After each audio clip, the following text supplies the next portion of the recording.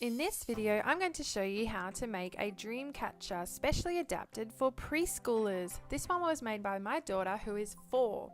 But hi, my name is Rebecca Raitt from Empowered Avenue, empowering eclectic education one avenue at a time. On this channel, I do weekly videos on eclectic education topics, so please consider subscribing and hit the notification bell. This project, you'll need a paper plate, some wool, some feathers, some scissors, a hole punch, and an assortment of beads with a wide hole. The first thing you need to do is cut out the center of your plate. So I just cut around the line that was already on the paper plate, and I cut all the way around.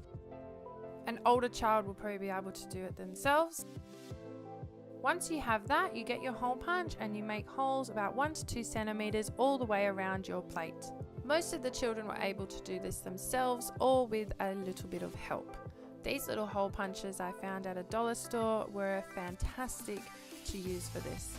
I'll post some affiliate links in the description below for this and all the other materials used for this project. Then grab your wool and cut off a long piece, as long as you can, and tie off one end on any part of the plate. This will be your base. Then find the end and feed it through the opposite side of the plate, and this will be the beginning of your dream catcher web. Continue with this all the way around your plate, going to the opposite sides and then back again until you have fully completed your plate. Most of the preschool children were able to do this themselves or with a little bit of help. We did this project as part of our Around the World course. This course was an 8-week course where we explored a different continent each week, incorporating Montessori-inspired geography lessons and habitats, which introduced some basic science, as well as some lessons on different cultures and some basics in different languages. If you're interested in hearing more about these eclectic topics, please make sure you've subscribed and hit the notification bell. This video is also part of a playlist, so make sure you check that out in the description below. I've tied a loop at the top so that the dream catcher can be hung, and that is our basic web. Now for the tails, grab a little bit more wool and cut about 30 centimeters off. Grab a feather and tie it to one end. I did a double knot here for security. Then you can feed your beads onto the end of that wool.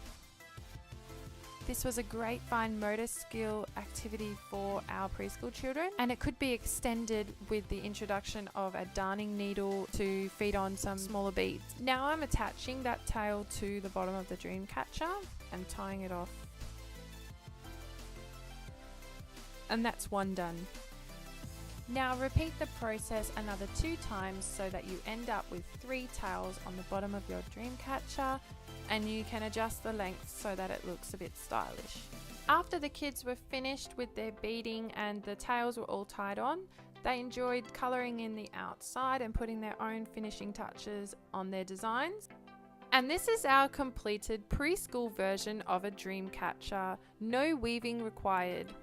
If you like this video, please give it a thumbs up and make sure you're subscribed to my channel. Type Dreamcatcher in the comments below if you're going to try this activity at home. Stay inspired.